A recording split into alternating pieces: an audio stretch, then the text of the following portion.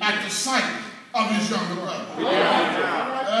Simeon was returned to them after purchasing grain as they are headed home. All right. God had made provisions for them. On their way home, however, they were stopped by one of Joseph's servants, who accuses them of stealing Joseph's silver cup.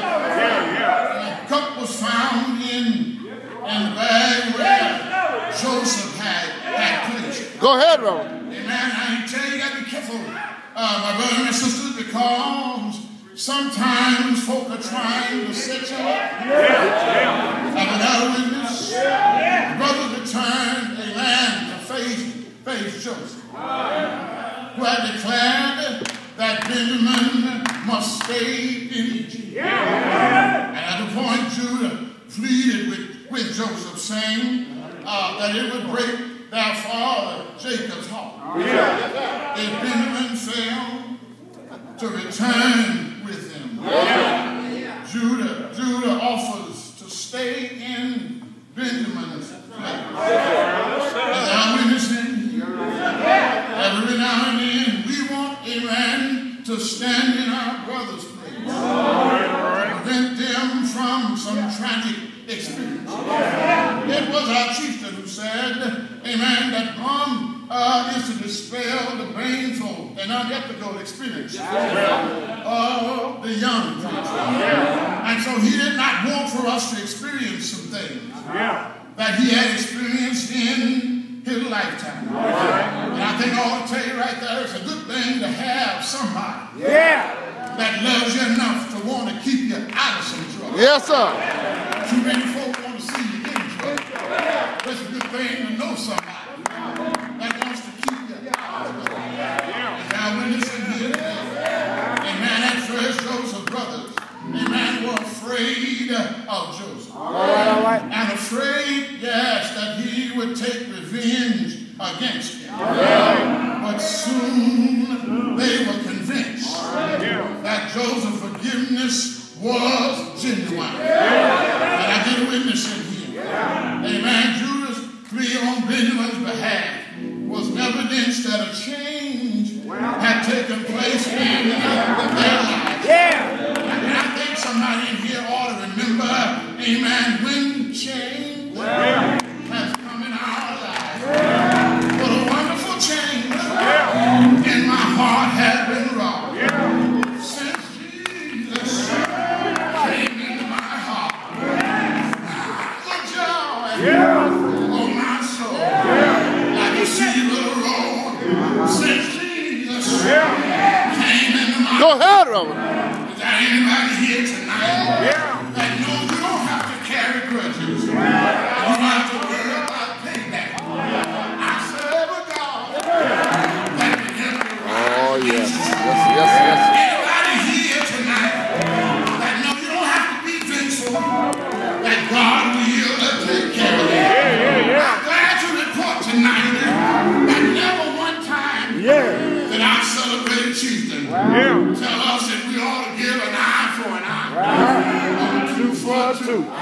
He taught us how to love one another. Come on. Because we're all brothers. Yeah. Am I right about it? I got clothes right here. But I thank God tonight that sometimes our greatest experiences, our tragic experiences, sometimes our tragic experiences lead us to positions that we otherwise would not been able to handle had we not been through something. And I think somebody has a testimony that all of us have been through something. And some of us are going through something right now. Aren't you glad to know tonight that if it don't make you better, It'll make you better. Some preacher tonight ought to tell you, I was not the pastor I am until God let me go through something. I was not the husband I am until God let me go through something. You ought to tell him I'm not the wife I was because God has let me come through something. Anybody here tonight that know it? You got to go something. I said, every now and then, don't have trials and tribulation. Every now and then, our burdens are going to be hard to bear. But I'm glad tonight that I serve somebody who's able to make a way out of no way. I'm glad tonight for all the storms that the Lord has brought me through. Anybody here tonight? Thank God for the storm, because storms test your foundation. Yes, sir. Storms tell you who your friends are. Oh, yeah. Tell you what your position is. You ought to tell somebody next to you, hang in there a little while longer. Everything will be all right. First of all, you've been blessed. I've been told that to somebody. Second of all, you have been experiencing a traumatic separation. Now, witnessing here tonight, taking you away from friends, taking you away from loved ones, only to find out that you're not loved like you thought you were. Now, witnessing here tonight, I can't help the mic, y'all, but I need y'all to help me. There's a tremendous transition, even when you're trying to go through. Things have been difficult in your life. You got to learn how to keep your eyes on the star pulsing forward. Now, witnessing here tonight, somebody can testify. I would have given up a long time ago. I promised the Lord.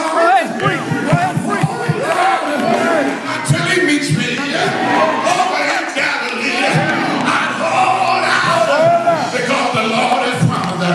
He never leave me, nor will he forsake me. Anybody here tonight thankful tonight that Brother Joseph didn't give up? You ought to tell 2 or 3 folks, don't give up. Might be lied on, might be talked about, might be mistreated, but Brother Curtis, don't give up. Hold on a little while longer. Everything is going to be all right.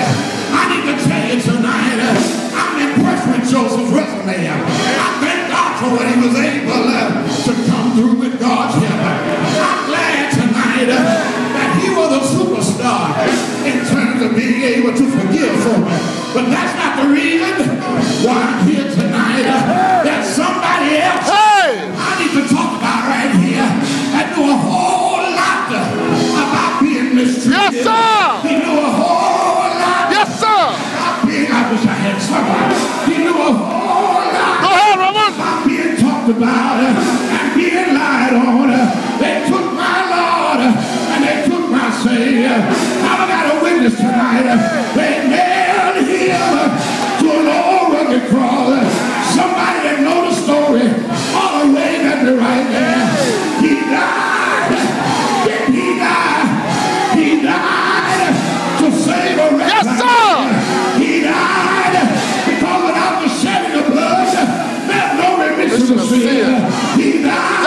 Reverend. Didn't he die? But you ought to hear a news flash. He didn't stand there.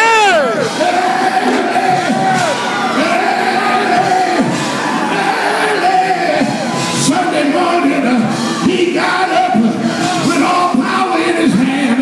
He was in a position, amen, to help.